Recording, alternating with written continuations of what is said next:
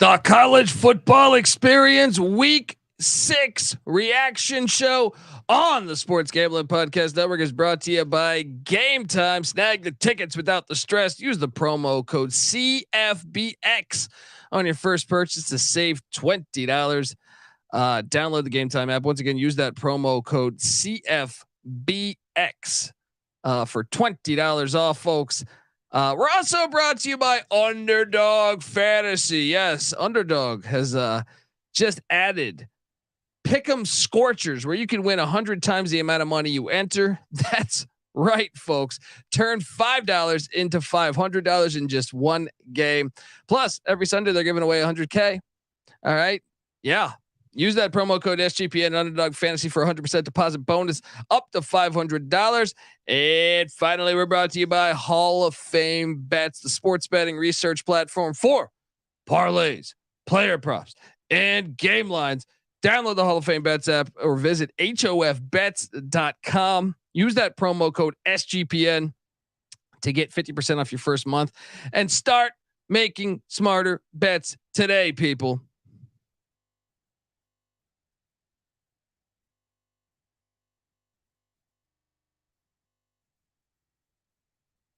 Hey, this is Bill Romanowski. You're listening to SGPN. Let it ride.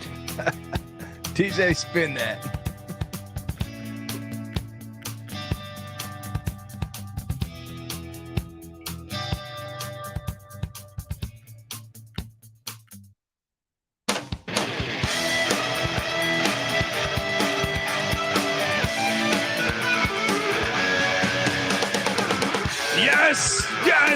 Yes. Woo! Welcome to the college football experience week 6 reaction show. We've had a wild day and there's still a couple wild games going on, folks. We're going to talk all about it. All right.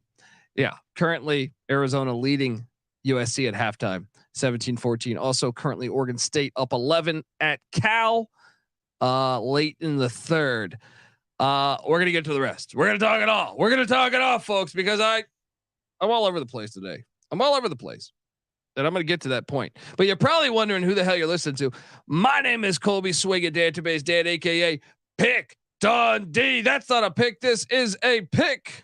He was raised in the land down under, where a man thinks on his feet, speaks with his fists, and lives by his wits. When Dundee happened, he was a superstar. I'm probably drinking too much and celebrating too much and not sleeping. Would have killed a normal man, but no, that's gone. The medical advice I got from that was like being hit by lightning. Pretend it never happened and get on with your life. Yes. Look, I'm having an average day as far as bets. I would say average on the bets. But from a win total point of view, your boy Dundee is looking like a fucking genius. I am joined by my co-host. Give it up for former JMU Duke defensive back, the burrito eating, sideline kiss stealing, wheeling and dealing, Patty C in the place to be. Hi-oh. Up. Let's go. Oh yeah. Quite a day of football for a reduced slate. Nick said what? Where it's typically 65 or so games today. Yep. We had in the mid 50s. But it's delivering. It's bye week, but yeah, most of what we had today delivering. Was fire. Buddy, we got some. I'm going to try to go chronologically here, but there's some games I'm dying to fucking talk about. Dying to fucking talk about. Chronologically, according to this little phone that I'm using here, or Western telltale device there. Yes. Game 1. Actually, fuck it. We're just going right in because, look, a lot of people talk Ohio State, Michigan as the best rivalry. I love Ohio State, Michigan on the schedule. I love it on, that Thanksgiving weekend. It is amazing. I am not trying to shit on that game because I love that game. The stakes are so fucking huge. Yeah, and that's what makes Ohio State, Michigan great. It's the stakes. And often the game is also entertaining. but sometimes I not. still think the Red in my lifetime. Yeah. The Red River Shootout is the best fucking game, with exception to last year's 49-0 because Dillon Gabriel didn't play. I'll say this again. Yeah. Texas beating Oklahoma 49-0 is entertaining in its own right.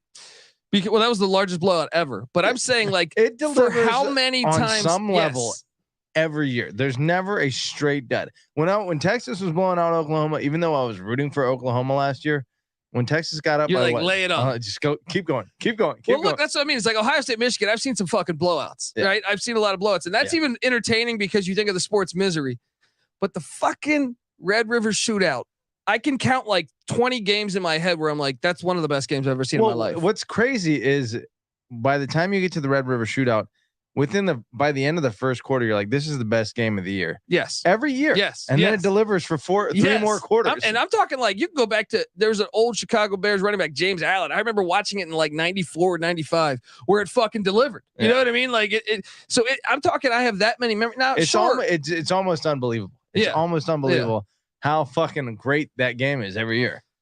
Unfucking believable. Look, I bet on Texas, but like I tweeted out, I will gladly lose money for the Texas Longhorns to lose. They're like the Dallas Cowboys. You're like, yes, lose, take my money, lose. So in the middle of the game, you might think I'm rooting for Texas. No, not one fucking second of the game did I root for Texas.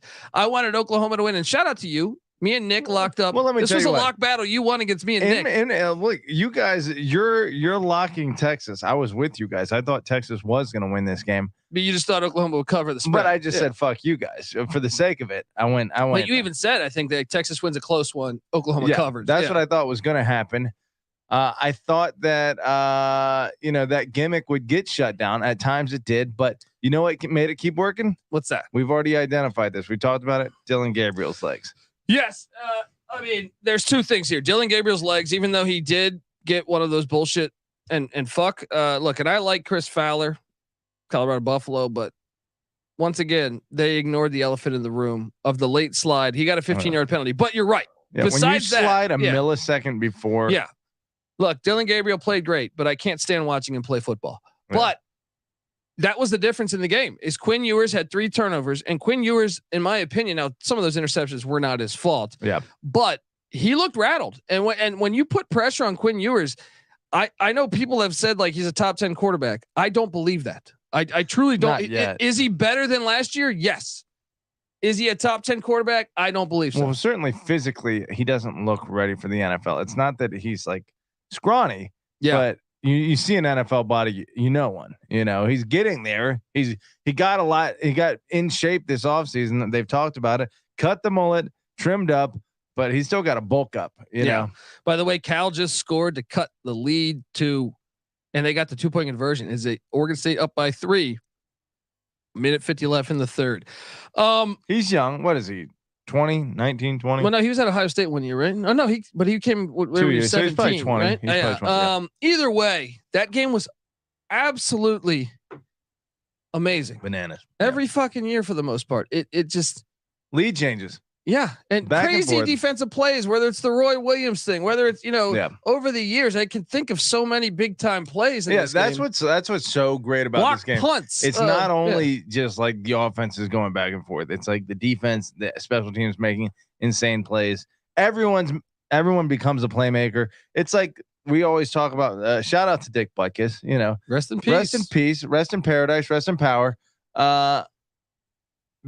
He was from an era in which the defense was allowed to be the star of the field. I mean, that era just ended in like the 90s. I would say probably ended, maybe even 2000s. Early mid 2000s. Yeah, there was a time when the defense, Deion Sanders was the Ray star. Lewis. Yeah. I mean, now I feel like it doesn't happen. There isn't a single player. Well, and I also believe that they don't try to market it, which is part of the problem too. But the rules also. But in that game, the defense stars as much as the offense does.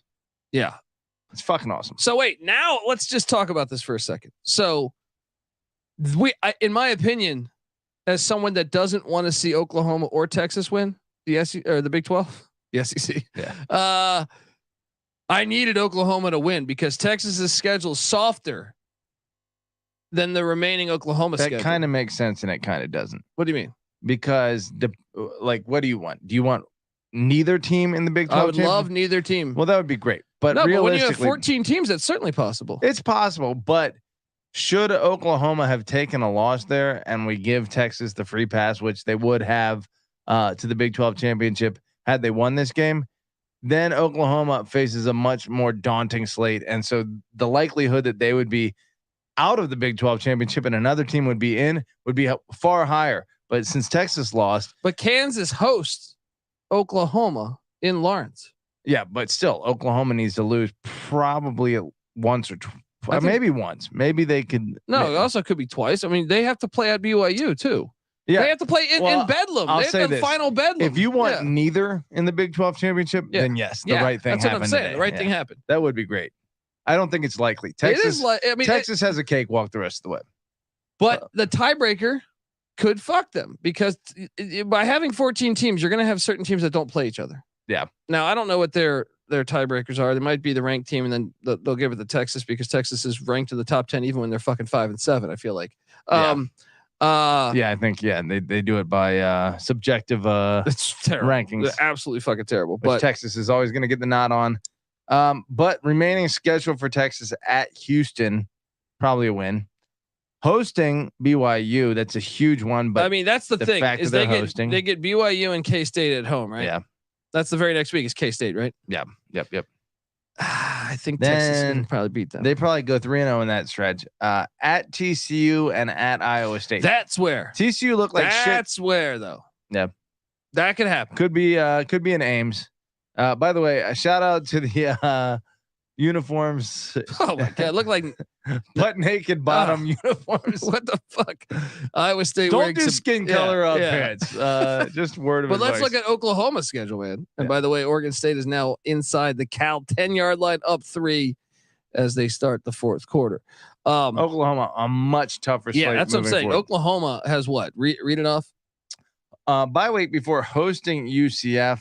That looks easier after today, but week to week, it's a different situation. Still, assuming they beat the Knights in Norman, the Golden Knights in Norman, they should be fine there. Then at Kansas, that's the one. That could be the one. That's the one. Oklahoma State looks resurgent here, and they have Bedlam after that too. Back to back away. That's Oklahoma State gets them on the probably a loss in one of those. You can't say probably, but there might be a loss in one of those. They could lose both. They could, and it's unlikely, but.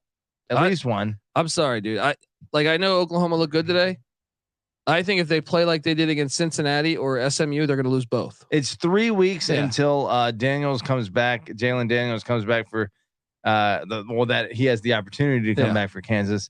And Bean looked phenomenal today. He did look good, and he's been a great backup. Yeah. So even with him at the helm, they could win in Lawrence against Oklahoma. But like you said, Bowman taking over at Oklahoma State. They had a rough start because they didn't play him. He's like a 7-year senior. You got they're live in that game. I'm not saying they're going to get it done, but I'm saying like if you're just going to skip over that as an Oklahoma win, I think you're making a mistake. Yeah, I agree with you. After this week at least, West Virginia in Norman probably going to give that to Oklahoma, but West Virginia has been pretty good. Yeah, and then at BYU, dangerous as hell. West Virginia, are they undefeated? They're undefeated in the Big 12. In the Big 12, their only loss is to Penn State. Respectable as hell. At BYU, dangerous as hell. Wait, what was the final game? And then hosting TCU. At BYU, they're going to lose that. They might lose that. Those 3 environments they have to go into: at Kansas, at Oklahoma State, at BYU. The back half of Oklahoma's schedule is far more challenging than the front half. Who's the final team? TCU. Oh, dude. Friday nighter, but that's in Norman. Still, I think TCU has the talent to hang with Oklahoma. I doubt TCU wins that, but beat them last year. It's possible. Yeah. It's a different team than it was last year. I'm just saying, I agree, but I just think TCU could still give them a game. Yeah. Any given Saturday, Friday, what have you. It's fascinating. Okay. Other 9 a.m. games. But Danny Stutzman, that guy's a fucking mule. Yeah. He's so big. Yeah. They have a different level of talent, Oklahoma and Texas. I will give them that. Visually on camera, those dudes are 5 stars. It shows. I think Gabriel played a good game today, but I don't know if he can consistently play that good. Yeah. I mean, I think here's the thing. Texas is kind of Sarkisian's are kind of the same guys. Saban, you know, they are talented. They're gonna like blow most teams off the ball based on just Texas talent. let me down today. Like, I mean, look, from my expectations of Texas and the way I know how talented their offensive line is, and Notre Dame, I'll throw in this bin too. Yeah, they underperformed to me, and that's on Sark to me. Like that's why Sark in big games. I know he beat Bama earlier this year, but his track record at Washington, USC, and most of his big games at Texas, they've lost. And I thought Oklahoma looked like the more prepared team today. Well, Oklahoma's got a superior system, and the Texas. No, but Venables had that defense ready to go. Yeah, they played well. I thought Texas is the far more talented team, and I thought Sark got completely outcoached today. Yeah, I mean, it's funny because you watch the game and like the announcers, whoever they were, I forget. They were kind of spot on. It's like, hey, you're running the ball a little too much. You need to like use Xavier Worthy, and then they drop back and they throw it, and it's like a 30-yard gain. And I mean, Texas kept up. What was the Texas had the lead with 15 but seconds. Oklahoma left. was kind of in control a lot of. I mean, they had the lead most of the second half, right? Yeah. Yeah. I mean, some people are saying, look, E. Arbo says, what makes you think Oklahoma will lose these games on the road after what you saw today? Well, today is the Red River Shootout. So I know both teams always come in laser focus. Yeah. Last year, okay, they didn't have Dylan Gabriel, but at BYU, I think you underestimate how hard at BYU is. Yeah. I think at BYU is one of the toughest places in all of America to play. Yeah. Like I would put that in like a top 25 of hardest places to win because of and another thing is Look at they going play to them in Utah. like November. No one goes to Utah and fucking wins. It's the same thing when you go in the high ass elevation. Altitude. You don't understand how high that's like 10,000 feet up. Dude, Like, and Oklahoma gets them like on November 17th. Yeah. You're going to be in cold ass weather that I don't think Oklahoma deals with nearly as much as the state of Utah. Yeah. So it reminds me of what's that movie with all the superheroes randomly? I forget what it is. Rorschach, the guy in that movie where there's the big blue guy. He says, you know, I'm not stuck in here with you. You're stuck in here with me. That's what BYU is saying. You're stuck in the Big 12 with me. And look, I'm not saying Watchmen. Oklahoma is still good enough to win in Provo, but I'm just saying if you just think that that's a gimme, I think you're really mistaken because you know they have a great track record of winning in Provo. Ask USC the last time they went to fucking Provo, they lost. That's a very dangerous game. Yeah, and Arizona, by the way, down to the USC 10-yard line. Oh man, this is gonna be a fun season, man. Mississippi State beats Western Michigan. Western Michigan covers. Mississippi State sucks. They're gonna have an open. They're gonna have a open coaching position. They just don't look the part. You made a great call. Rich Rodriguez to Mississippi State. It should happen. It fits. You know, I think they could also call Dan Mullen. Yeah. Say, hey, you did this once before. Easy phone call to make. Yeah. I think Rich Rod should hold out for a job that has championship potential, but money wise, they're going to be able to pay him. It's a huge jump from what he's getting at Jacksonville State. They could probably get Rich Rod and be competitive again pretty quickly. Yeah. Mississippi State gets the win. They're going to need that if they go bowling. So I guess they didn't fail there. Toledo battled back. They were down early to UMass. But they battled back, won by 17. They didn't cover still. It was what, like 26? Yeah, they did not cover against Don Brown and the Minutemen. Fucking shit the bed for me. That's classic. You locked that, right? You lost money on that. Jason Candle does that shit though, dude. Let's talk about this one. Dude, they had no business like even covering by 7 or getting a 17-point win there. Yeah. They were losing most of that game. I agree. Well, you want to talk about losing most of the game? I think we need to hit the panic button on Ohio State. They're counterfeit. Yeah. By the way, Mike Loxley, first off, I bet on Ohio State and I cashed. This should not have cashed. Mike Loxley. Oh my God. Before the half, you have an opportunity to get 3 points. You go, let's run one more play. And you throw like a 4-yard pass. And they don't have timeouts. Tick. And they go to the half. Like, first off, they had no business. Ohio State did nothing in the first half. Nothing. Yeah.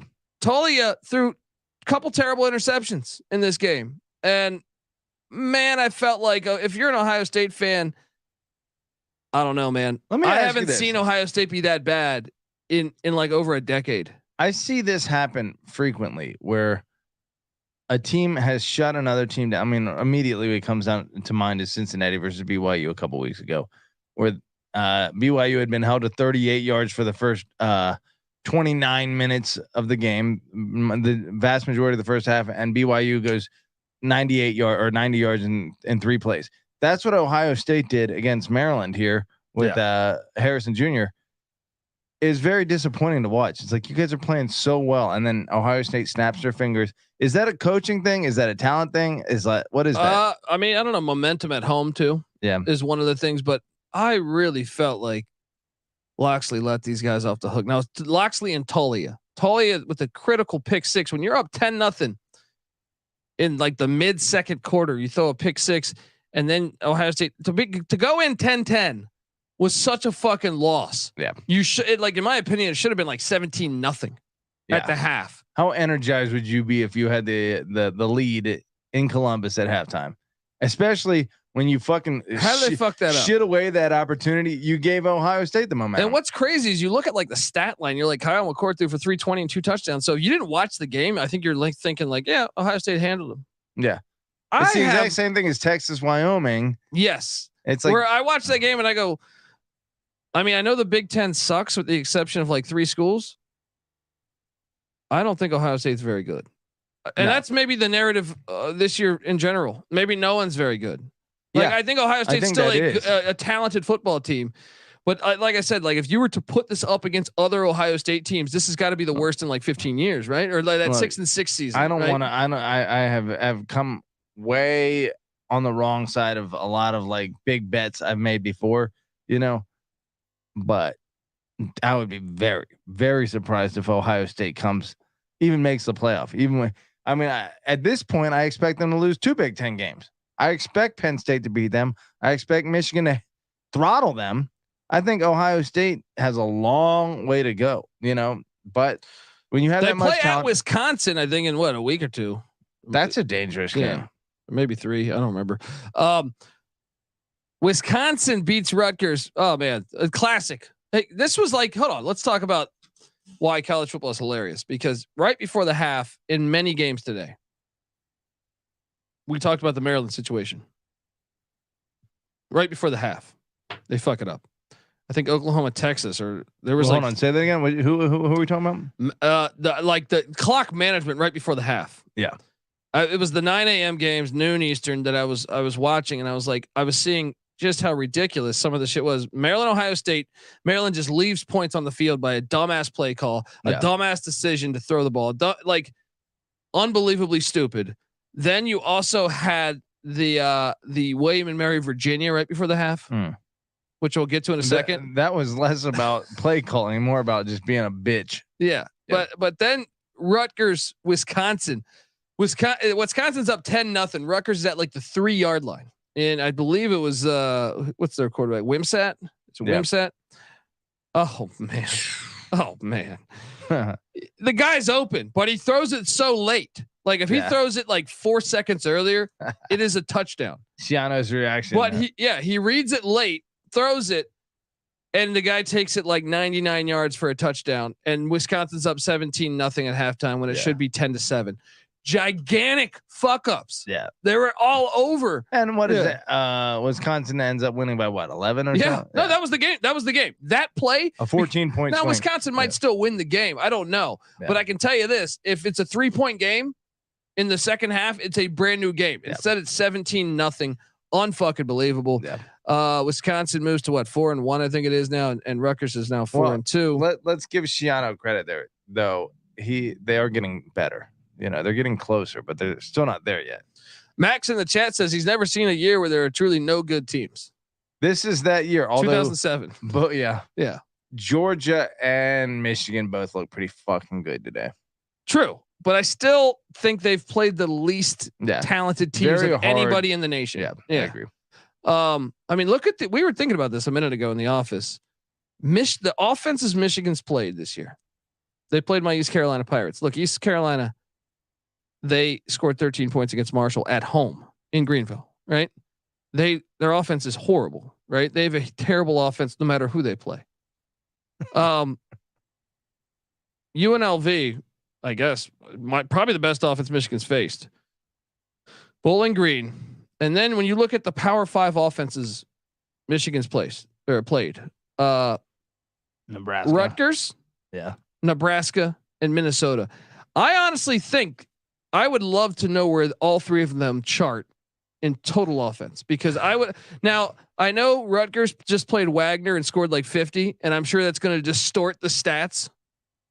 But I believe those are three of the worst Power 5 offenses, if not the final three worst power. Like I'd be let rattle those off again because I got them pulled up. But from last year, but I want to know from last week before these stats for this week. But I want to know between like Power 5. Can you look? I can't look that. Yeah, up. see, but I'll say this: Rutgers number 98 in total offense at 133. Who else were the other ones? Minnesota, 104. Nebraska, 102.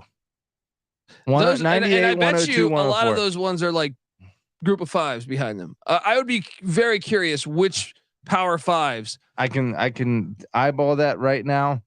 Arkansas, Indiana, but Virginia, Arkansas's offense is still better than all of those. Iowa State, Northwestern. Okay, Iowa State, I'll buy. Utah. Those are the only ones. They're among the worst Power 5 offenses in the.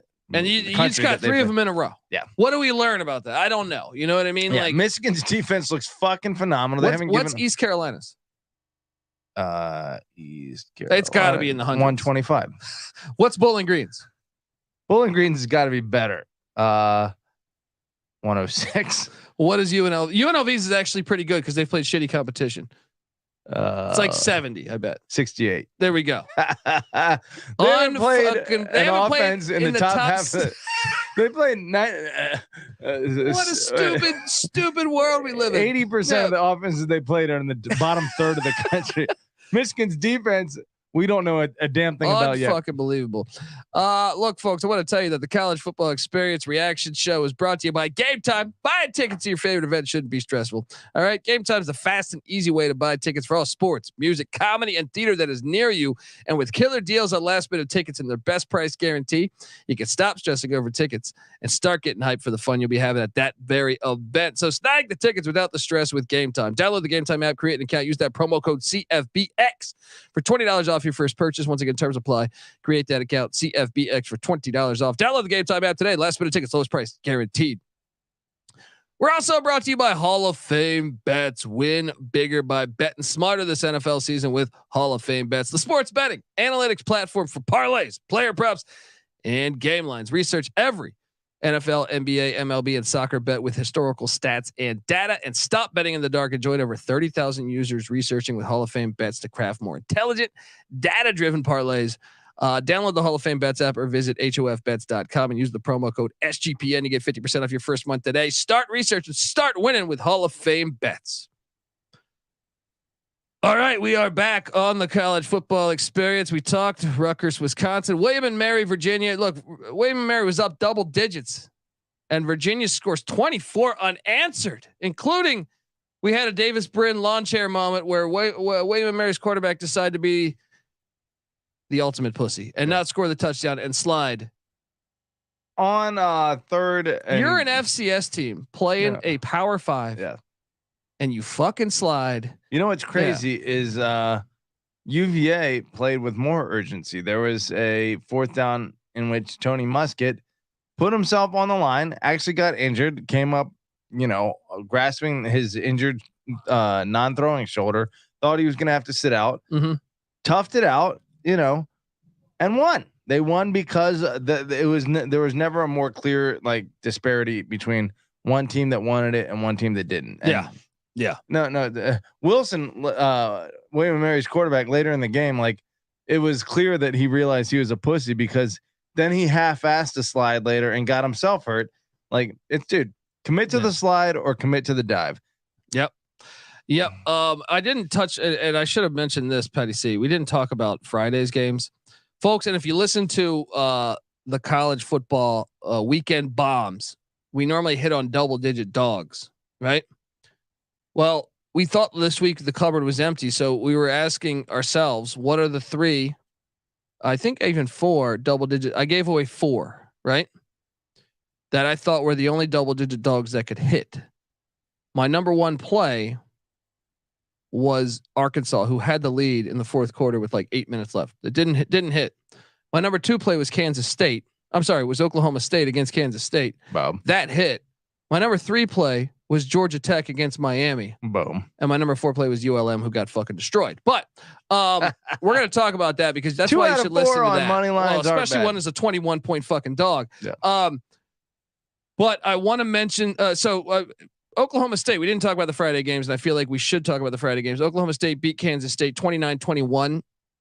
Huge win for Mike Gundy and the Cowboys.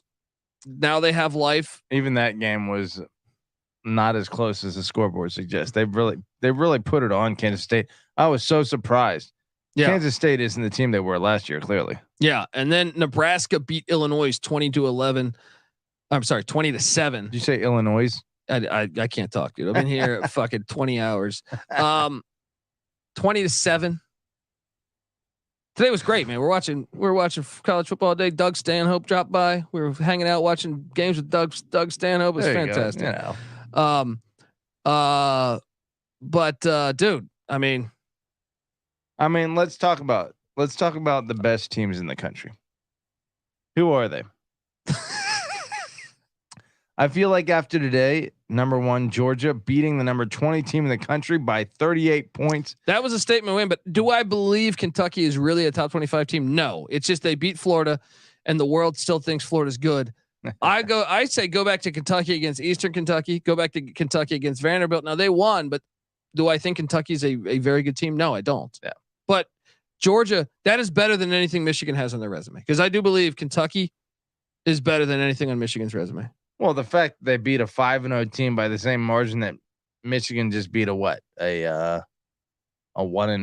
What was Minnesota 2-3 coming into the game? No, I think they were 3-2. Were they 3-2? Yeah, they beat Nebraska, Eastern Michigan, and Louisiana. Okay. Oh yeah, they did squeak by Louisiana. But they're definitely counterfeit. Minnesota 51-13 for Georgia over Kentucky, 52-10 for Michigan over Minnesota. Both teams you have to say are legit playoff teams at this point. Are you sold on Oklahoma? No. I don't know that I am either, but they did play well. I mean, they played great today. They deserve all the credit in the world right now. But do I think they're like a playoff team? I'm not ready to say that. Yeah. Ohio State, counterfeit or real? Counterfeit. Florida State, counterfeit or real? Counterfeit. Alabama, counterfeit or real? Counterfeit. It's kind of all that play together. North Carolina. I got to see more, but history tells me counterfeit. Kind of a lackluster day. Kind of lackluster. I mean, no, today. This is what it. No, the slate was fantastic. The games were fantastic, but I'm saying like, it's hard to tell who the fucking best teams are. Okay, I want to talk about the next game though. I'm trying to go chronologically, but I wanted to touch base on Illinois, Nebraska there because Illinois. I have an over ticket on Illinois. That's not going to fucking hit because they're terrible. The Big Ten West is terrible.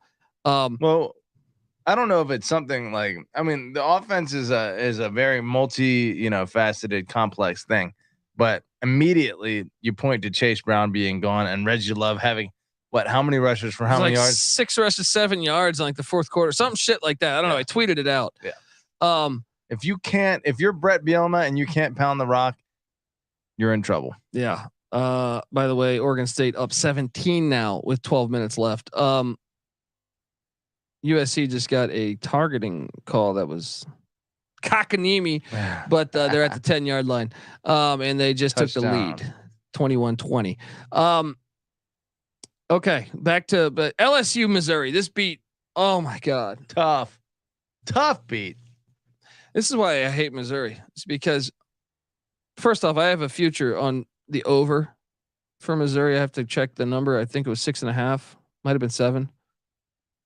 Oh man. I also wagered on them plus 5.5 points. This fucking stung. First off, with 2.5 minutes left, LSU's best player catches a touchdown where there's not a defender within 15 yards of this guy. Malik Neighbors, 6 catches, 143 yards or 146. You know the play I'm talking about. Yeah. He's so fucking open. How do you leave the one? What dude? is how you're at home too? You're 24 yards per catch. Good God, cover the motherfucker. Unbelievable. And then the fact that you don't cover because Brady Cook then throws a fucking pick six with 20 seconds left. Oh my God. Like, how did we not hit? How did this not hit? 22-7 in fourth quarter points. LSU is counterfeit too. Like, I mean, they made the plays in the final 2 minutes, and I called for LSU to make the playoffs because the SEC West is sus this year.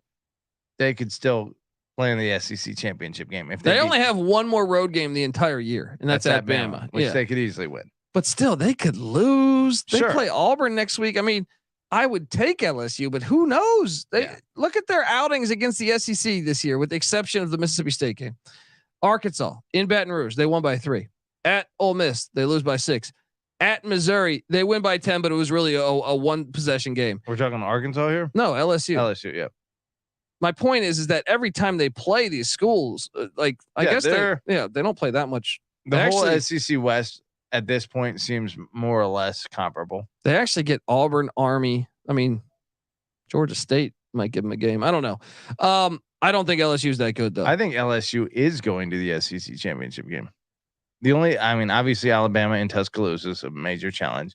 And then they get what, A&M, is that at home or? It's in Baton Rouge. They only have one more away game. LSU's going to the That's SEC. fucking ridiculous, by the way. We're at week 6. The rest of the year, they only play one more fucking away game. There's 6 more weeks. Yeah. It's insane. They're kind of the whole SEC except for Georgia is counterfeit. This is where it helps to have one, team carrying the banner.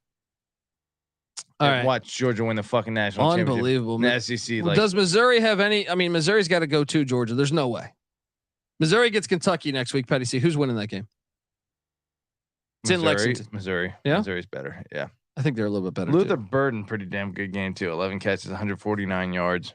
One of my favorite games to watch today was Boston College Army because it was in the pouring rain and it was fucking fantastic. Heartbreak for Army. Did you watch this?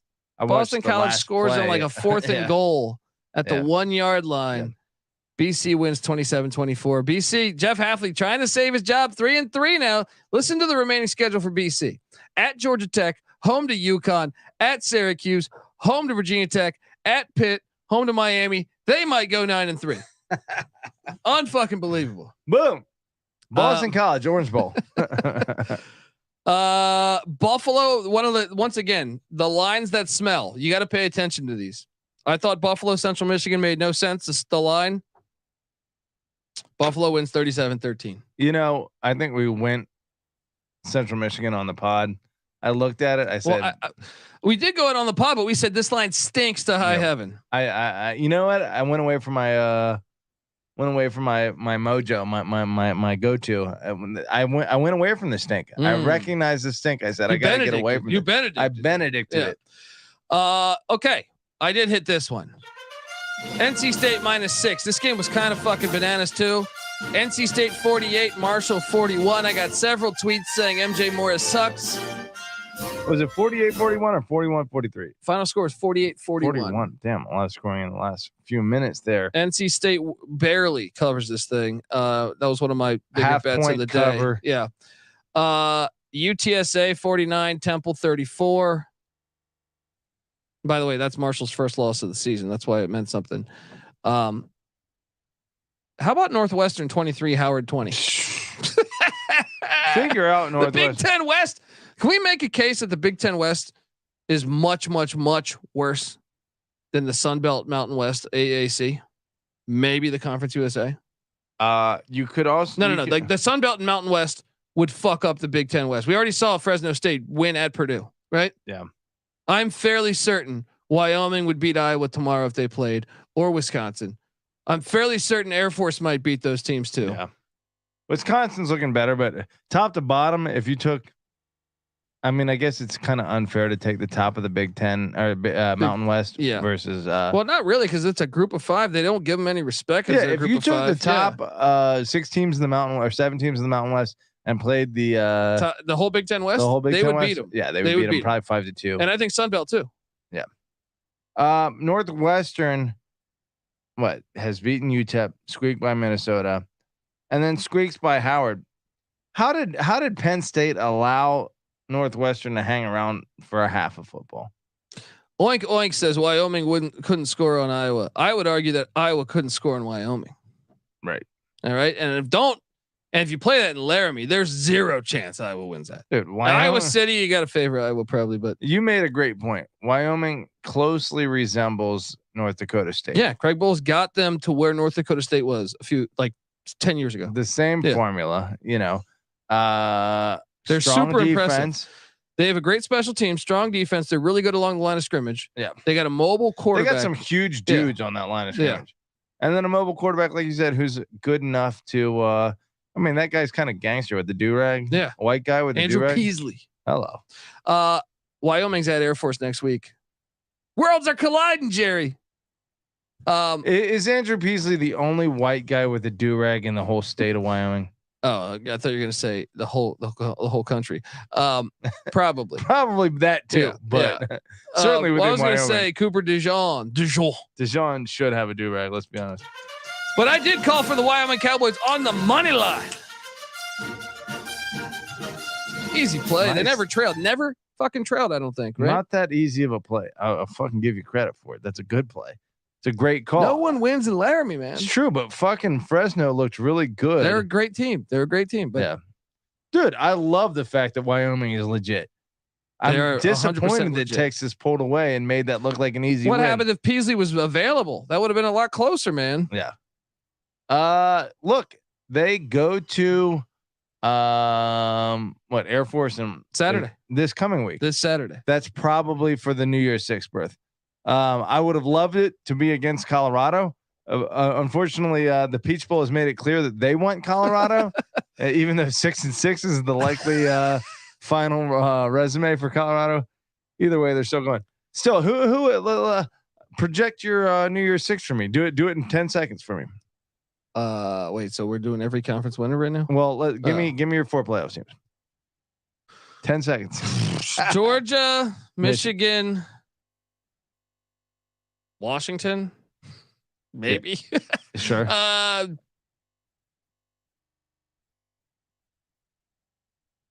Ohio State, no, Penn State. I don't know. So you're gonna have presumably Georgia and Penn State in the Pac-12 and Sugar Big Bowl. 12 are going to beat themselves up. I have no idea if any of those will have enough wins. But you're trying your best here. Yeah. No one does. Yeah. Michigan versus Washington in the Rose Bowl. Then you have the New Year's 6, Orange Bowl, ACC champion Florida State. Do they get in? They're going to take a loss. You think somewhere along? No, they're going to. I think they'll lose. They could lose in the ACC championship, but their schedule. I mean, they get Duke in and Miami in Tallahassee. Yeah.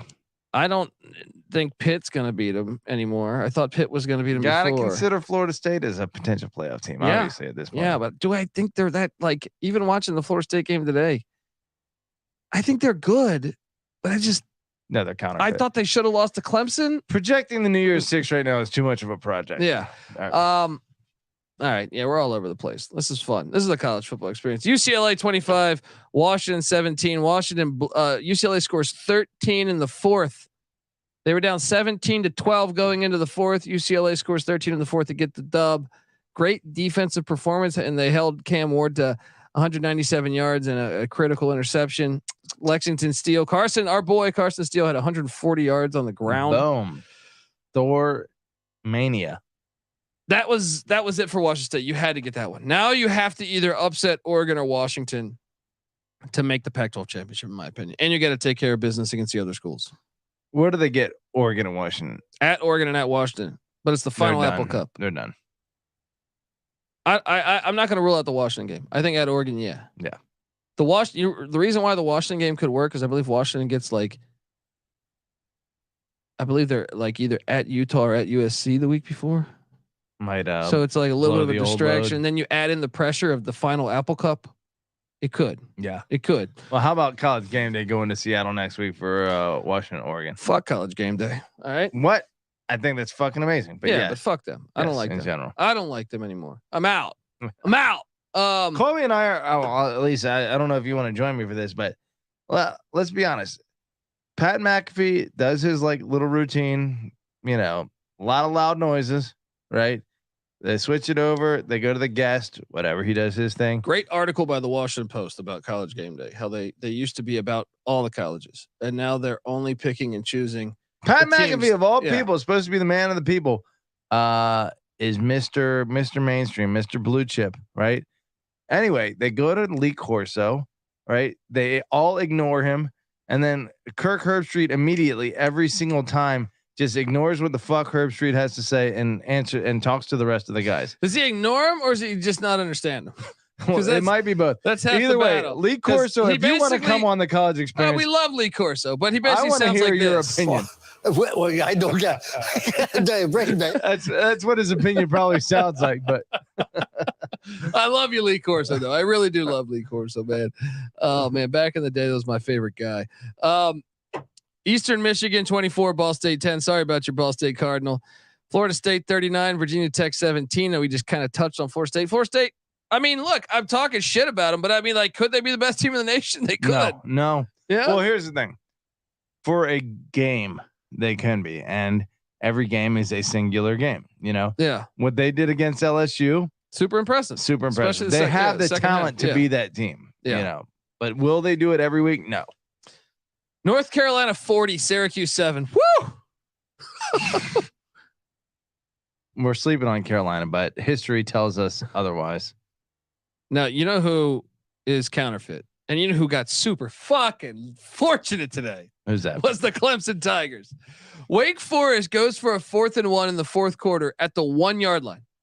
And the guy is wide fucking open. And now Clemson did put pressure on him, but Mitch Griffiths airmails it on a wide open guy in the end zone. Then right before the half, Wake Forest misses a field goal. Did they miss 2? They might've missed 2. I'm not so sure Clemson's any good, man. Well, I'm not so sure. They're not ranked, so you can't really call them overrated at this point. But they were a 21-point favorite. Yeah, no, that was an easy play. I feel like Wake was the easy play there. Wake Forest Clemson off of a loss. That's an easy play for them to cover. Well, Clemson in a comfortable situation where they're expected to win. That's an easy position to fade them at this point. That's the team they are. Oh man, that game. Wake had their opportunities and they blew it. Navy, North Texas. I ate shit on this. I bet Navy -5.5. They were up 10 with like 4 minutes left, whatever, 6 minutes left, and they lose because they give up a touchdown with how much time? 5. No, they won. I know, but they didn't hit the bet. Yeah. They didn't hit the bet. Navy Service Academy teams are supposed to blow out Texas teams. Yeah, that's what happens when the triple option. I ate shit on this one. I ate shit on that bet. Yeah. I didn't actually bet this one, but Alabama beats Texas A&M. Jimbo Fisher sucks. Let's talk about this. Shout out to Alabama. I thought they played pretty damn good, and Nick Saban. But yeah, let's give Nick Saban doing more with less. Come on, like Jimbo Fisher. All right, you knew Milrose. They got him on the vertical. They got him on the like that's the real throw that he can complete. Is just the deep ball. Yeah, this dude's not gonna dice you up in the mid range. So, and then there was a big play where Texas A&M couldn't tackle, and then obviously the clock management down the stretch. Fuck, are you doing? Kick it deep and make Milroe get you a first down there. A lot of talk about lucky ass catch by Alabama where the guy's knee was down, but he bobbles it. So he catches it once his knee gets up off the ground. Oh yeah. I mean, Alabama deserved to win the game. Don't get me wrong here, still, but A&M just turn. fucking underachieves. Great win for Bama on the road. I just think A&M's a fucking joke. I think they're terribly coached in my opinion. Well, when you look at what Miami did against Georgia Tech, which was lose, after Georgia Tech got smoked by Bowling Green last week, and consider the fact that Miami put it on A&M. Yes, you have a good point. Maybe Fisher sucks. I mean, if you watch this game, I think like they to me from a talent level are on the same, if not better than Alabama right now. Yeah. And the fact that to me, Alabama has a clear handicap right now. And the fact that Texas A&M could not maximize off that. I mean, Alabama had a big block field goal, shit like that, where you're just like, what's going on? A safety to Lawn Chair Johnson. Like A&M choked. I completely agree in the chat. They're talking A&M choked. Dude, how many fucking of my original draft picks for DFS and our fantasy fan tracks league am I going to sit on the bench? Jermaine Burton, the traitor that he is, 197 receiving yards, and I got his ass sitting on the fucking bench where he belongs. Yeah, he should. No one should ever go from Georgia to Alabama. All right, folks. Look, we got some more games to talk about. I want to tell you that the college football experience is brought to you by Underdog Fantasy. Yes, Underdog Fantasy has a way to play alongside your favorite football team all season long. Underdog has just introduced Scorchers too. Go 5 for 5 in pick'em Scorchers and enjoy a spicy 100 times the amount of money you drop. Payout. Whew. So, and they're giving away $100,000 every Sunday. Yes, 10 lucky players will get $10K each. So watch along, make picks, and maybe make a little extra cash over at Underdog's mobile app. Go to underdogfantasy.com when you sign up with the promo code SGPN. Underdog will double your first deposit up to $500. Once again, that's Underdog Fantasy promo code SGPN. Patty C, I did lock up the Ohio Bobcats. Nicely done. They got it done. Now it depends where you got this number at. It really depends where you got this number at. If you listen to the morning show, I actually think you lost by a point. If you listen to the Wednesday show, it hit. We also this one was easy.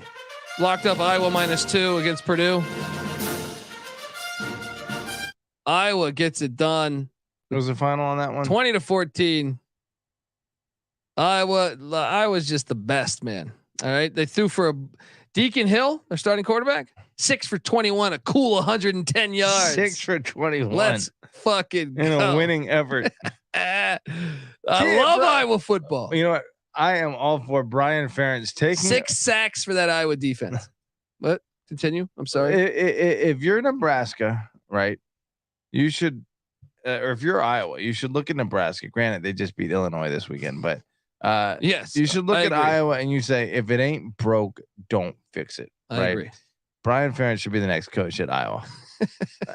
You mean at Nebraska? You mean? Or no, at Iowa? At Iowa, yeah. Iowa should take notes and say, hey, look, we think this is broken. Wait, you're 5-1. You just beat a pretty good offense. You held a pretty good offense to 14 points. It's working. And guess what?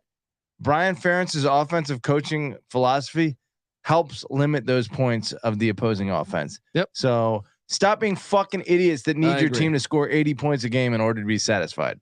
You're winning. The wagon that was Texas State lost to Louisiana. And I don't even know how I had this on the TV, but I was paying attention to the Red River end? I don't know, but they were up, I think 23-14. And Iowa State we're talking about? No, Texas State. Louisiana scores 13 in the fourth, wins against Texas State. Mike Devereaux, he's got life. He's turning that ship around.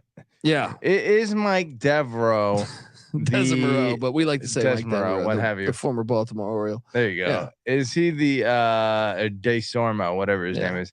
Is he the Brent Venables of the Sun Belt? You know, a rough year one, but and then he's figuring things out. Figuring it out year two. Perhaps. Louisiana, are they a blue blood of the Sun Belt ranks? No. They have been for the last 3-4 years. Yeah. Northern Illinois 55, Akron 14. My Akron over. After DJ Irons got injured, there's no way we're getting to what do we need? 3? I need 3. It's not going to happen, right? Look, or 4. I might need 4. I got to double check. This is why I'm slowly gaining an appreciation for the MAC, a conference that is pure parity. Hey, this year the MAC is fucking legit, man. The MAC is cool, man. Look, they're back. They went up. What were they? The MAC championship a couple years ago, Northern Illinois. 2 years ago, yeah. And they were 3-9 last year. Now they're back. Now they're kicking ass and taking names. 55-14. Rocky Lombardi. That's right. And Fat Albert, fucking Thomas Hammock. Tommy Hammock getting it done at Northern Illinois. Miami, Ohio 27, Bowling Green nothing. Wait, Patty C, make sense. This is why you can't do the week to week thing. Make sense of this. Bowling Green put up 38 points in Atlanta against Georgia Tech last week. They had, where the hell are the stats? They had 438 yards of offense on the road at Georgia Tech. Yeah. They take on the Miami, Ohio Redhawks. They have 135 yards of total offense. You figure out college football. That's why it's the greatest fucking sport on the planet. Miami, Ohio gets rocked 38-3 by Miami. And then Georgia Tech beats Miami. Georgia Tech beats Miami, and Miami, Ohio rocks Georgia Tech. This is why you can't look week to week. It's just chaos. I like the comparison. Why you need a large ass playoff. You guys give me a lot large of shit. ass playoff. Yeah. All right. Yeah. Shout out to that. Troy 37, Arkansas State 3. Miami, Ohio sitting at what? 4-1, 5-1, 5-1. How about the MAC? They Winners got Toledo. Of 5 straight, including the win over the Bearcats. Maybe Miami, Ohio in for a special year. I think Ohio is the team to beat. Yeah. But all that shit is gonna be great. Toledo's fire too. The Mac's fire this year. Yeah. Troy 37, Arkansas State 3. And then how about my Kansas Jayhawks as wait, what am I? 5-1? 5-1. The win total was 6. I don't want to jinx it yet, but we're looking mighty good. What's left on that? 51-22. The remaining Jayhawks schedule at Oklahoma State next week. I'm a little scared by that game. Home to Oklahoma. Should be scared by that too. At Iowa State. But the bye week between that Oklahoma game or the two Oklahoma games. Yeah, that's true. There's a bye week between those two. At Iowa State. Also scary. Home to Texas Tech. Tough. Home to Kansas State. Tough. At Cincinnati. Loss. Get the fuck out of here with your Bearcat nonsense. All right. Kansas rolling. They will get what? It's 6 flat. 51. Yeah, 6 flat. 51-22. They'll bare minimum push. I almost can guarantee you they'll hit that over. I mean, shit. 10-2 is possible for them right now. Yeah. 11-1 is possible for them right now. Vanderbilt. I barely hit this, but it took a while to get her warmed up. But Florida 38. I was laying 18. Vanderbilt 14. Lock that thing up. The Gators get it done. You're like Woody Harrelson in fucking what's the bowling movie? Kingpin. Yeah, it took her a while to get warmed up. But UAB. How about Trent Dilfer squad, dude? I'm buying in. 56 to your South Florida Bulls 35.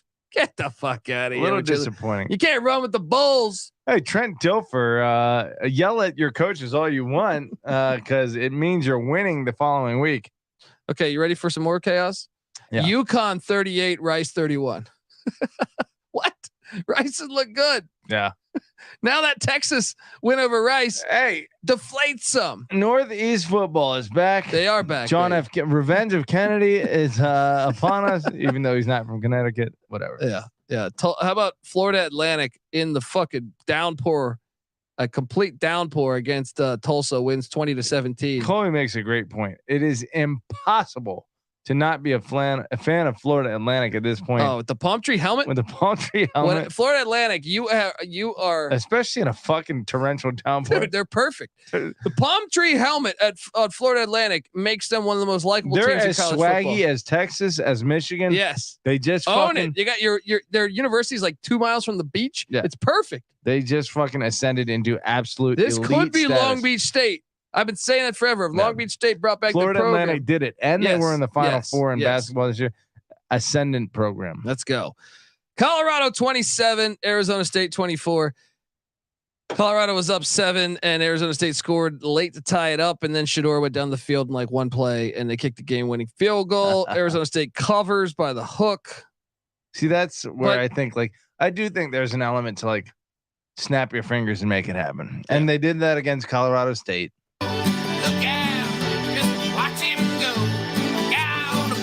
You know what that music's for? Back in May. I locked up Colorado over 3.5 wins, and I have multiple messages saying I'm a fucking idiot on social media. Well, and I will personally. That's still true. That is true. But I will personally respond to all of those throughout this next 7 days because Colorado is 4-2. And guess what? Stanford's coming to town next. Yeah, the over has cashed. Let's look at the remainder of Colorado's schedule. Let's talk about this. All right, we got So they got Stanford on Friday night in Boulder.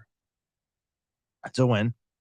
So 5-2. 5-2, 5-2 at UCLA after a bye week. That's looking like a tougher trip. Of course, probably a loss, right? Probably a loss.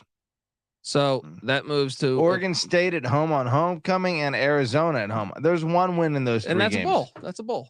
So that's 6 and 6 at and Wazoo, 4. At Utah. Hey, I tell you, if Cam Rising never comes back to Utah, that game's more winnable than maybe they think. squeak out 7 wins. Winning season year 1 for prime time. I mean, come on, dude. It's fucking idiots. They're going to go 0-12. Some people tell me, get the fuck out of here. And look, Arizona State kind of kept up with USC last week. Yeah. Granted, USC struggling with Arizona as we speak. So yeah, either way, 21-20 in the 4th, USC up 1. Here's what it really comes down to. Caleb Williams just manhandling. I think he's short though, right? Did he get in there? I think he got it. I think he's short. They call him short. Anyway, they said touchdown. Well, I'm going to say this: Shedeur Sanders, beyond explanation. When I saw this guy in high school, I said, "This guy's just riding off his dad's hype. Overrated as shit." 4 stars. I thought that was ridiculous. But damn, if he's not a fucking pretty good quarterback, he might have scored actually. Yeah, Shedeur Sanders is good, and Oregon State just won 52-40 against Cal. No, Shedeur Sanders is really good, dude. He's the real deal. Yeah, he didn't get his dad's speed, but he got enough speed to be a dual threat quarterback, and he's managed to turn that arm into he's got a great arm. Yeah, and he's a good decision maker. Yeah, we'll see if there's any truth to these accusations that he's padding his stats by taking sacks instead of throwing incompletions. But someone put up a stat. I think it was I forget who it was. He does take a lot of sacks, and a lot of him are a lot of them. I'm starting at left guard. No. A lot of those are his fault because they also they're the cross section of that stat is like stats that are your fault or sacks that are your fault or pressures that are your fault, I should say, and how you handle that pressure. And apparently, a lot of the pressures are his fault because I think he hangs onto the ball a lot longer. He has to hang onto the ball, though. You realize that, right? They don't have a running game. They have they have great wide receivers. He shouldn't have to hang onto the ball for that long if his fucking receivers are elite. Really? I don't know. I think you have to hang onto the ball because the defense knows you're passing, so they drop everyone back. Yeah, maybe that stat is yeah. But Old Dominion 17, Southern Miss 13. I can't believe I lost this fucking game. Shout out to ODU. What was his final on that one? ODU 17, Southern Miss 13. They're gonna fire Will Hall. Southern Miss might call Rich Rodriguez. Absolute lateral move. South Alabama 55, ULM 7. Holy shit! How good is JMU? How fucking good is JMU? That we were kicking the shit out of South Alabama, and they dressed it up and made it a 1-score game. But we had them bent over. Okay. Let's talk. Ole Miss 27, Arkansas 20. That game was fun. That game's always fun. A little less scoring than I thought, but Arkansas gets the cover. That was a Dundee special. Also, Michigan 52, Minnesota 10. I look like an idiot. I thought that game was. I thought Minnesota in prime time would put up a little bit of. Michigan seems to have found their offense. They get away from the 30-point scores. They get into the 45, 50-point scores lately. Michigan looks like, to me, Michigan's the best team in the country. I mean, they played nobody once again. It doesn't matter. We went through the offense. It doesn't matter. We went through the offense. You said this about we did go through the offense. They haven't played a single decent offense all year. But I would say, like, right now, if you told me, I'd say Michigan or Georgia. You gave me shit for 5 straight weeks about Oklahoma, about how they haven't played anyone, how's their counterfeit. What happened, Colby Nant? What happened? It's only week 6. Fucking Oklahoma beat Texas, who you thought was a legit team, right? Because look, I will own this all day. You gotta take what you're looking at, and Michigan is beating the living shit out of inferior Not teams. Rutgers. What was the final score? I don't remember. It was something close. But Michigan beats the same. When I say close, it was like 31-7. Michigan's the best team in the country right now. Although Georgia is figuring it out. Georgia is so lucky to have the Georgia's time. Played a better resume than Michigan. Sure, but it doesn't mean they're a better team. I learned more. I don't look at it from hypotheses of fucking just sitting there. They're up by 40 on every shitty offense. Let me ask you this: how do you feel about next year? The SEC and the Big Ten playing much harder slates than they're playing this year. Well, SEC is still doing the 8-game schedule. I do have issues with that. Yeah. But for you, a fan of figuring it out on the field, that's going to be happening in these conferences. But I am very terrified, and I'm on board with that. Better matchups, fantastic. Yeah. But I am terrified that they're going to try to exclude that a 9-3 everybody else gets in over and the a 12-0. Yeah, that's what I'm saying. Or an Like 11-1. they're gonna fuck over. That will happen. Yeah. Let's go back to that Ole Miss Arkansas game. Patty C. Ole Miss is 4-1, right? Yeah. No, 5-1. I'm sorry, 5-1. They're at Auburn next week. I would favor Ole Miss, right? That would put them to 6-1. Okay, yeah, I would too. Yeah, they're home at Auburn. Yeah, I would favor by like a field goal. Okay, sure. Right, that would put them at 6-1. 2.5. Yeah, they're home to Vanderbilt. That would put them at 7-1. Yeah, they're home to Texas A&M in November. Could potentially win that. Then they're at Georgia. Lost. But then they're home to ULM and at Mississippi State. They're going to go 10-2. That could be in the SEC championship. That might be the most counterfeit 10-2 team. But I mean, own it all day. That's shocking. Okay, other games. We got to talk about this one here because look, I ate shit. One of my number one locks or my favorite locks on the SGP show that I gave away were two of them: NC State and Notre Dame. Notre Dame sucks. Look, I'll own this all day to Louisville fans out there, even though I have a future on Louisville and I said the Brom hires. You've been their strongest supporter. Yes. That's and what you know what the irony is? I kind of have been on Notre Dame this year and I went with you on Wednesday's podcast, but when it came to time to make my pick on Tally Site, I thought 6.5 was too much. So I took Louisville. Yeah. And Louisville 33, Notre Dame 20. They kicked their Jeff Brom is one of the most underrated coaches in America. This is a fucking great performance by I must admit, my analysis couldn't be more fucking wrong because Louisville's defensive line was an issue all night for Notre Dame. Great beyond an issue. Yes, great fucking game plan. Absolute disaster for Notre Dame all night. Great fucking game plan. And look, as someone that has a future on Louisville, 6-0. What's the number? 8.5. No, my number's 7.5. 7.5. Yeah. But the number closed at 8. So when we did our picks episode, our lock, my ticket says 7.5. But in August, when we did our locks, it was flat 8. Well, I don't want to 6-0. They're 6-0 right now. Deal you a shit hand, but they got Virginia and Virginia Tech at home left on this schedule. 8 is a fucking given. Buddy, let's talk about let's overreact. Could they go undefeated? They could. That's not an overreaction. 6-0. They're at Pitt next week. They just won the toughest game on their schedule. Pitt will probably beat them because this is a huge win. They'll be partying. But I'm saying Pitt's look like ass. You would have to favor Louisville, right? Yeah. Then they come home to take on Duke after a bye. Riley Leonard might not be available for that game. So then they would be sitting there at 8-0. 3 straight home games here heading into November. And then in November, they get Virginia Tech in Louisville at the Shack. UVA in Louisville at the Shack. They would be 10-0 heading into Miami Gardens to take on Mario Cristobal. Miami looking sus after that. You know how many Louisville fans would take that flight if they're 10-0 down to Miami Gardens? We saw it tonight. No one's at that fucking stadium. There'll be more Cardinal fans than Hurricane fans. So you have a chance to go 11-0 then, and then you're home for the Governor's Cup. Brom against the state of Kentucky. 12-0. It could happen, man. It could fucking happen. You just got to take one game at a time. But hey, the Pitt game is huge. You have already won. We had a lock battle. I should probably take the 5 shots right now. I'm gonna wait till Brown, baby. Jawar Jordan's a fucking beast. Impressive. Yes. Impressive. Hey, he is. He had 7.7 yards per rush through 5 games coming into this game. 6.8 yards per rush. Oh, he's not gonna be able to have success against Notre Dame's defense. All right. Yeah. Jeff Brom, fucking amazing. Gets it done. I'm telling you, Louisville's gonna be. There we go, Zona. Let's go. I ate shit on Colorado State. Colorado State was up 24. Like, what was that score? They were up like 24-14, 17-3 after the first quarter. Hey, Norvell, 17-3 after the first quarter. Guess what? Blake Anderson does? Dude, they score 41, almost 41 unanswered. Colorado State scored 7 in the 4th. Utah State.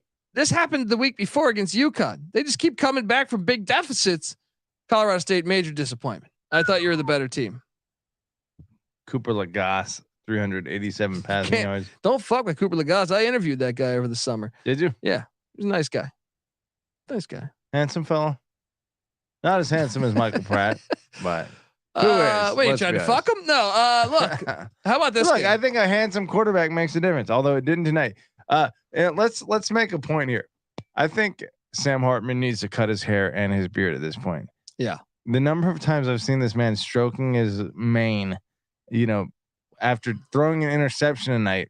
Where's your toughness? In South Bend, I thought it was supposed to be cut your fucking hair. You should have to cut your hair after a 3 interception night. He should change his name to Sam Hyman. Sam Hypeman. That's right. That's what he is. Come on, Arizona. You're at the 1 fucking yard line. You had 3 tries. You can't get it in. 4th and goal. I think you got to kick it right now then, right? Because you're at like the 3 now. Iowa State 27, TCU 14. Patty C, TCU falling apart, but the Cyclones moved to 3-3, and I think they're going to be a problem for a lot of these other. TCU becoming the team you thought they would be last year. Yeah. And it took another year. Arizona's going for it. Fourth and goal. I know we got to get out of here soon. With Morris at the quarterback position and them throwing the ball around instead of having a dual threat quarterback, Sonny Dykes' team becomes what we thought they would be. They got so lucky Morris got injured week 1 last year. Yeah. You could thank the Colorado Buffaloes for your national championship appearance. That's right. Injuring Chandler Morris. Dude, but hold on. Iowa State is 3-3. They've had to go through hell this year. Hunter Deckers kicked off the team. Jarrell Brock, their star running back, kicked off the team. Their best defensive lineman, I think, kicked off the team. Like, and that's just the ones I remember, right? They're 3-3 right now. Patty C, now they head to Nippert. Do they get a bye week before this? Oh, no, they got to go next week. Cincinnati coming off a bye. That's a loss. That's a loss for Iowa State. No. Yeah, it is. Matt Campbell's an Ohio boy through and through, buddy. Mount Union. Let's make They're a bet. coming to your little bullshit Skyline Chili. Yeah, make it. Right, we don't even know what the spread is. But Emory Jones going to throw for a shot $1.12 on next week's episode. Let's go. Put it there. Wager. Cincinnati wins straight up. Iowa State Cyclones, baby. Boom. Anyway, nice win for the Cyclones against TCU. Georgia Tech, Miami. We got a 4th and goal for Arizona. This is fucking great. This is the greatest. This is the greatest ending I've ever seen in a football. As much as I want to say the Red River Shootout. So Mario Cristobal apparently hasn't learned from his days in Eugene. There we go. Arizona touchdown. Folks, if you don't remember, there was a Stanford Oregon game. I don't know, somewhere like if I had to guess, like 2018, 19, maybe 20. Mario Cristobal was winning. They were at like the Stanford, like 5-yard line. And they could have kneeled it. Instead, they ran a running play. Oregon fumbled. Stanford took it back 95 yards, pushed the game to overtime, won the game in overtime against Oregon in Eugene.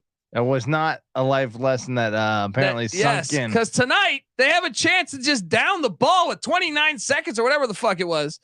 They run one more rushing play. The guy fumbles Donald now on Chaney replay. Jr. Yeah. Poor Donald Chaney Jr. On replay, maybe they couldn't prove that he definitely was down. He might have been down.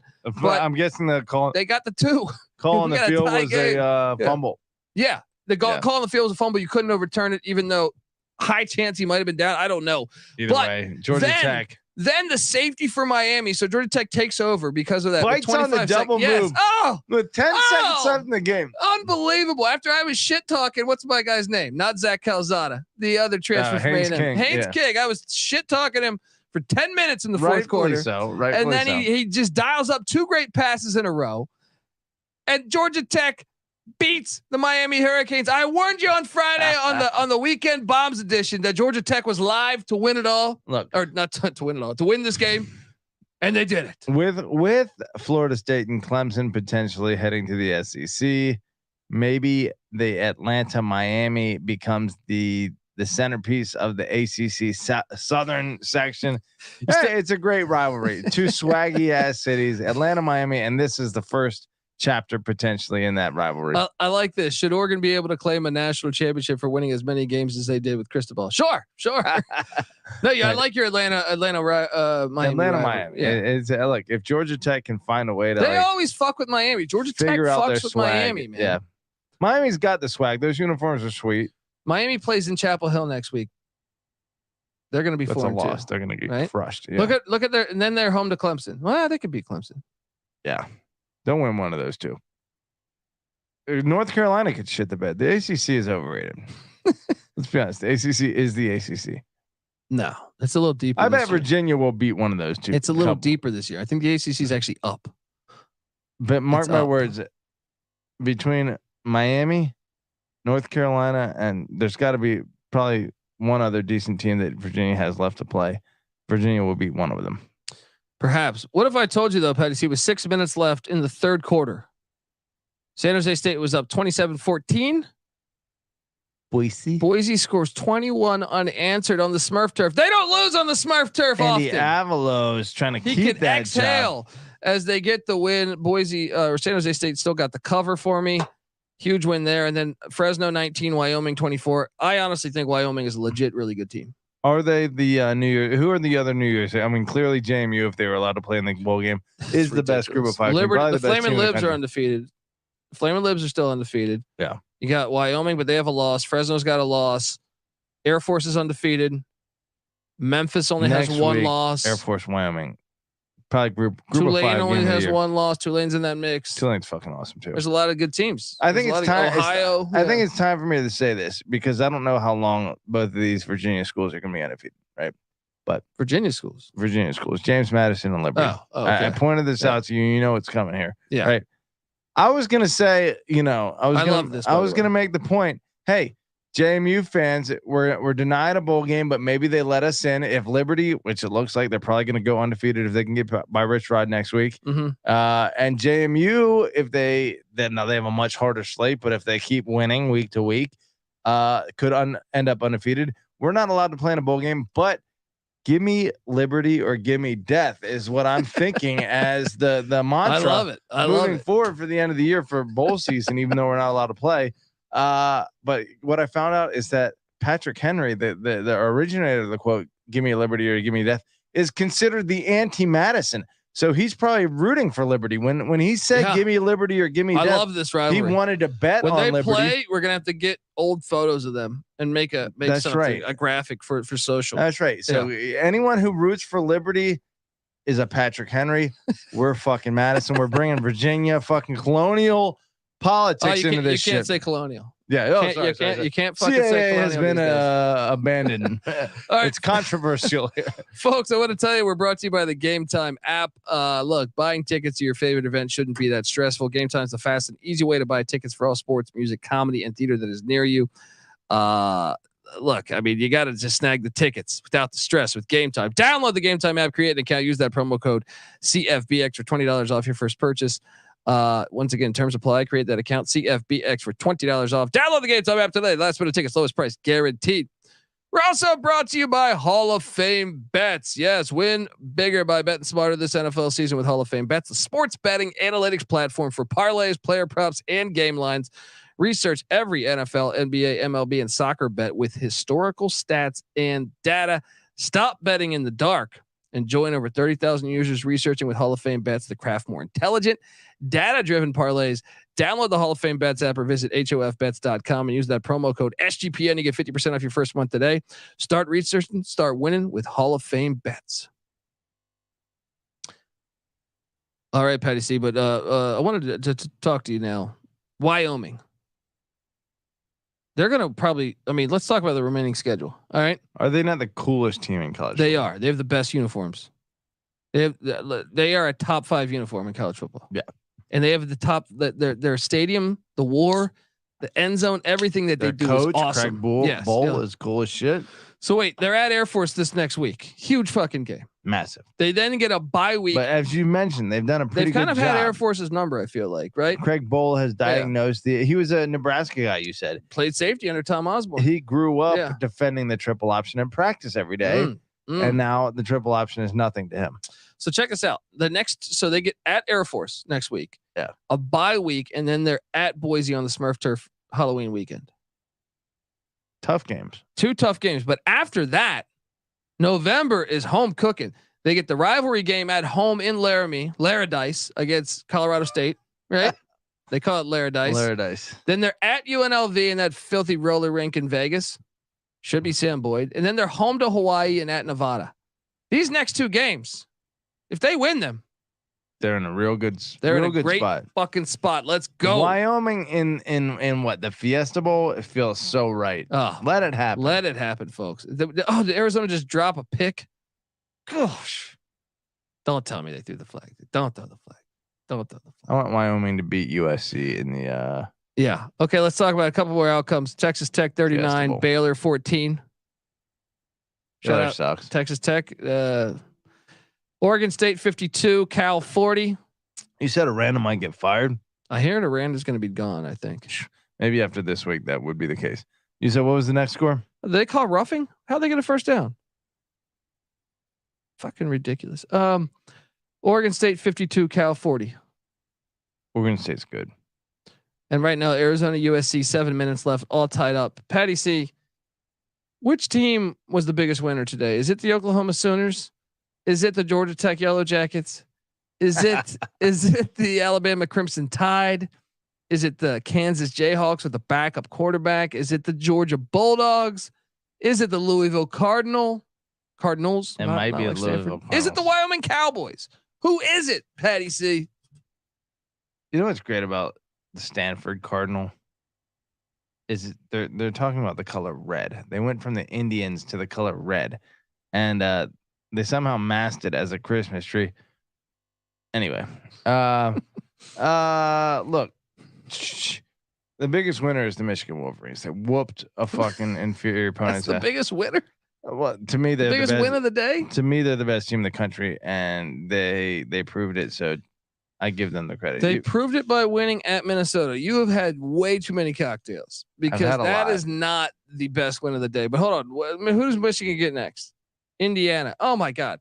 Look at the next 2 offenses. Can you go back to the top offenses? Yeah. Let's get that. Where's Indiana? Indiana is they are going to go 109. What is Michigan State? Michigan State is 85. Dude, they don't play. That puts them into November. Puts them into November.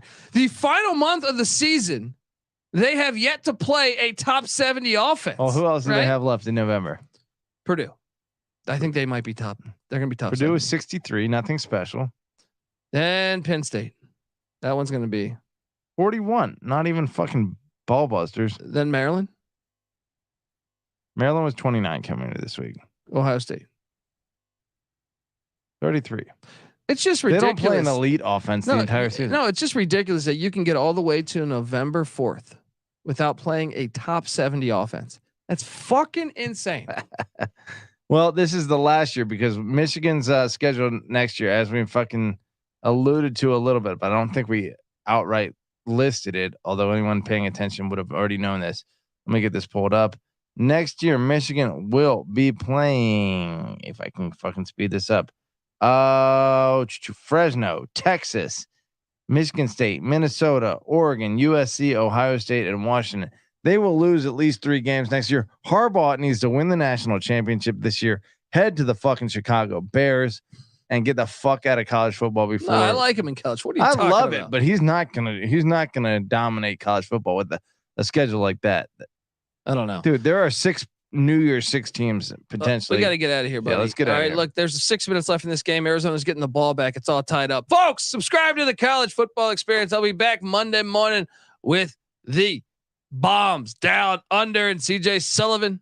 Also, Monday night they might have another show. Don't worry, we have a shit ton of shows all next week. All right, subscribe to the College Football Experience. Give Patty C a follow on Twitter at Patty C831. I'm on Twitter at the Colby D. The College Football Experience is on Twitter at TCE on SGPN. Give us a follow and YouTube.com/the College Experience. Subscribe over there, please, if you can. Hop on over to iTunes. Give us 5 stars on the review section there. Even call me a fucking idiot for all I care. Just give us the 5 stars. Shout out to Jason. Says, love the show always, boys. Look, Patty C, if USC loses this game, you told me today USC is going to win the national championship, didn't you? Or make the national championship? I think they might make the playoffs. You sure about that after this performance? No. This is Arizona's backup quarterback. No, I'm not. No, I'm not. This kind of changes my opinion a little bit. Yeah. Let's go, folks. College football is fucking fantastic. Shout out to the chat. We really appreciate everyone in there. Check out the Sports Gambling Podcast tomorrow morning. They're going to go live an hour before the NFL games. Check out that in this very studio. So yeah, it's all family here. Check them out and be back. Monday we'll also have the FCS college football reaction show. It was a wild week in the FCS as well. Shout out to the Western Carolina Catamounts and Weehawk. It's a huge fucking win over the Chattanooga Mocs. We'll talk all about it. Folks, until next time, this is the college football experience. You better start thinking about yours. And we out of here.